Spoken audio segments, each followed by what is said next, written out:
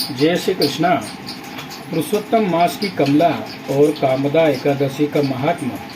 युधिष्ठिर ने पूछा कि भगवान, अब मैं श्री विष्णु के व्रतों में उत्तम व्रत का जो सब पापों को हरने वाला तथा व्रती मनुष्य को मनवांछित फल देने वाला हो श्रवण करना चाहता हूँ। हे जनार्दन, पुरुषोत्तम मास की एकादशी की कथा कहिए, उसका क्या फल है और उसमें किस देवता का पूजन किया जाता है? ये दान का क्या पुण्य है? मनुष्यों को क्या करना चाहिए? उस समय कैसे स्नान किया जाता है? किस मंत्र का जप होता है? कैसे पूजन विधि बताई गई है? पुरुषोत्तम मास में किस अन्न का भोजन करना उत्तम है? भगवान श्री कृष्ण कहते हैं कि राजन, अधिक मास आने पर जो एकादशी होती है वह कमला नाम से प्रसिद्ध है। वह तिथियों में उत्तम तिथि है। उसके व्रत के प्रभाव से लक्ष्मी अनुकूल होती है। उस दिन ब्रह्म मुहूर्त में उठकर भगवान पुरुषोत्तम का स्मरण करें और विधि पूर्वक स्नान करके व्रती पुरुष व्रत का नियम ग्रहण करें। घर पर जप करने का 1 गुना, नदी के तट पर दूना और गौशाला में 100 गुना, अग्निहोत्र ग्रह में 1100 गुना, शिव के क्षेत्रों में तीर्थों में देवता के निकट तथा तुलसी के समीप 1,00,000 गुना और भगवान विष्णु के निकट अनंत गुना फल होता है। अवंतीपुरी में शिव शर्मा नाम एक श्रेष्ठ ब्राह्मण रहते थे। उनके 5 पुत्र थे। इनमें जो सबसे छोटा था वह पापाचारी हो गया, इसलिए पिता तथा स्वजनों ने उसे त्याग दिया। अपने बुरे कर्मों के कारण निर्वासित होकर बहुत दूर वन में चला गया। देवयोग से एक दिन वह पृथ्वीराज तीर्थराज प्रयाग में जा पहुंचा। भूख से दुर्बल शरीर और दीन मुख लिए हुए उस त्रिवेणी में स्नान किया और फिर क्षुधा से पीड़ित होकर वह वहाँ मुनियों के आश्रम खोजने लगा। इतने में वहाँ हरिमित्र मुनि का उत्तम आश्रम दिखाई दिया। पुरुषोत्तम मास में वह बहुत से मनुष्य एकत्रित हुए थे। आश्रम पर पापनाशक कथा कहने वाले ब्राह्मणों के मुख से उसने श्रद्धापूर्वक कमला एकादशी की महिमा सुनी, जो परम पुण्यमयी तथा भोग और मोक्ष प्रदान करने वाली है। जय शर्मा ने विधि पूर्वक कमला एकादशी की कथा सुनकर उन सबके साथ मुनि के आश्रम पर ही व्रत किया।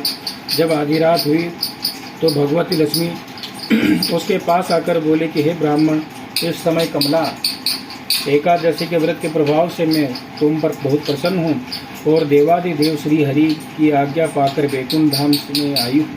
मैं तुम्हें वर दूँगा। ब्राह्मण कहता है कि माता लक्ष्मी, यदि आप मुझ पर प्रसन्न हैं तो वह व्रत बताइए जिसकी कथा आकाश में साधु ब्राह्मण सदा चलते रहते हैं। लक्ष्मी जी ने कहा कि ब्राह्मण, एकादशी व्रत का महात्मा श्रोताओं के सुनने योग्य सर्वोत्तम विषय है। यह पवित्र वस्तुओं में सबसे उत्तम है। इससे दुःस्वप्न का नाश तथा पुण्य की प्राप्ति होती है। अतः इसका यत्नपूर्वक श्रवण करना चाहिए। उत्तम पुरुष श्रद्धा से युक्त हो।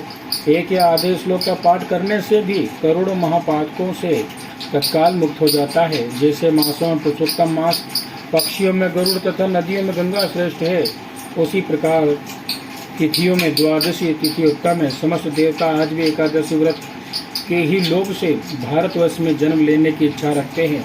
देवगण सदा ही रोग शोक से रहित भगवान नारायण का पूजन करते हैं। जो लोग मेरे प्रभु भगवान नारायण के नाम का सदा भक्ति पूर्वक जप करते हैं, उनके ब्रह्मा आदि देवता सर्वदा पूजा करते हैं। जो लोग श्री हरि के नाम जप में संलग्न हैं, उनकी लीला कथाओं के कीर्तन में तत्पर है तथा निरंतर श्री हरि की पूजा में प्रवृत्त रहते हैं, वे मनुष्य कलयुग में कृतार्थ हैं। यदि दिन में एकादशी और द्वादशी हो तथा रात्रि बीतते बीतते त्रयोदशी आ जाए तो उस समय त्रयोदशी के पारण में 100 यज्ञों का फल प्राप्त होता है। व्रत करने वाला पुरुष चक्र सुदर्शनधारी देवादिदेव श्री विष्णु के समक्ष निम्नांकित मंत्र का उच्चारण करके भक्ति भाव से संतुष्ट चित्त होकर उपवास करे। कमल ने भगवान अच्युत में एकादशी को निराहार रहकर दूसरे दिन भोजन करूंगा, आप मुझे शरण दे। तत्पश्चात व्रत का करने वाला मनुष्य मन और इंद्रियों को वश में करके गीत वाद्य नृत्य और पुराण पाठ आदि के द्वारा रात्रि में भगवान के समक्ष जागरण करे। फिर द्वादशी के दिन उठकर स्नान आदि पश्चात जितेंद्रिय भाव से विधि पूर्वक श्री विष्णु की पूजा करें। एकादशी का पंचामृत से जनार्दन को नहलाकर द्वादशी को केवल दूध में स्नान कराने से श्री हरि का सायुज्य प्राप्त होता है। पूजा करके भगवान से प्रार्थना करें कि केशव, मैं अज्ञान रूपी रजोनिधि से अंधा हो गया हूँ। आप इस व्रत से प्रसन्न हो और प्रसन्न होकर मुझे ज्ञान दृष्टि प्रदान करें। इस प्रकार देवताओं के स्वामी देवादिदेव भगवान गदाधर से निवेदन करके भक्ति पूर्वक ब्राह्मणों को भोजन कराएं तथा उन्हें दक्षिणा दें। इसके बाद भगवान नारायण का शरणागत होकर बलि वैष्णदेव की विधि से पंच महायज्ञ का अनुष्ठान करके स्वयं मौन हो अपने बंधु बांधवों के साथ भोजन करें।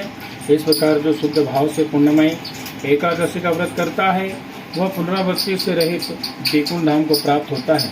भगवान श्री कृष्ण कहते हैं कि राजन, ऐसा कहकर लक्ष्मी जी उस ब्राह्मण को वरदान दें अंतर ध्यान हो गई। फिर वह ब्राह्मण भी धनी होकर पिता के घर पर आया। इस प्रकार जो कमला का उत्तम व्रत करता है तथा एकादशी के दिन इसका महात्म्य सुनता है वह सब पापों से मुक्त हो जाता है। दृष्टि बोले कि जनार्दन, पाप का नाश और पुण्य का दान करने वाले एकादशी के महात्म्य का पुनः वर्णन कीजिए, जिससे इस लोक में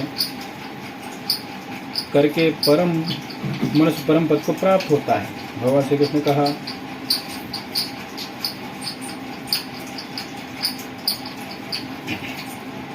भगवान श्री कृष्ण ने कहा कि राजन, शुक्ल या कृष्ण पक्ष में जब भी एकादशी प्राप्त हो उसका परित्याग ना करें, क्योंकि वह मोक्ष रूप सुख को बढ़ाने वाली है। कलयुग में तो एकादशी ही बहुबंधन से मुक्त करने वाली, संपूर्ण मनवांछित फल कामनाओं को देने वाली तथा पापों को नाश करने वाली है। एकादशी रविवार को किसी मंगलमय पर्व के समय अथवा संक्रांति के ही दिन क्यों ना हो, सदा ही उसका व्रत करना चाहिए। भगवान विष्णु के प्रिय भक्तों को एकादशी का त्याग कभी नहीं करना चाहिए। जो शास्त्रोक्त विधि से श्लोक में एकादशी व्रत करते हैं वे जीवन मुक्त देखे जाते हैं, इसमें तनिक भी संदेह नहीं।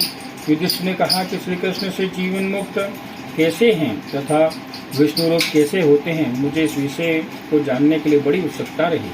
भगवान श्री कृष्ण कहते हैं कि राजन, जो कलयुग में भक्ति पूर्वक शास्त्र विधि के अनुसार निर्जल रहकर एकादशी का उत्तम व्रत करते हैं वे विष्णु रूप तथा जीव मुक्त क्यों नहीं हो सकते। एकादशी व्रत के समान सब पापों को हरने वाला तथा मनुष्यों की भांति समस्त कामनाओं को पूर्ण करने वाला पवित्र व्रत दूसरा कोई नहीं। दसवीं को एक बार भोजन, एकादशी को निर्जल व्रत तथा द्वादशी को पारण करके मनुष्य श्री विष्णु के समान हो जाता है। पुरुषोत्तम मास के द्वितीय पक्ष के एकादशी का नाम कामदा है। जो श्रद्धा पूर्वक कामदा के शुभ व्रत का अनुष्ठान करता है वह इस लोक और परलोक में मनवांछित फल पाता है। यह कामदा पवित्र, पावन, महापातक नाशिनी तथा व्रत करने वालों को भोग एवं मोक्ष प्रदान करने वाली। कामदा एकादशी को विधि पूर्वक पुष्प, धूप, नैवेद्य तथा फल आदि के द्वारा भगवान पुरुषोत्तम की पूजा करनी चाहिए।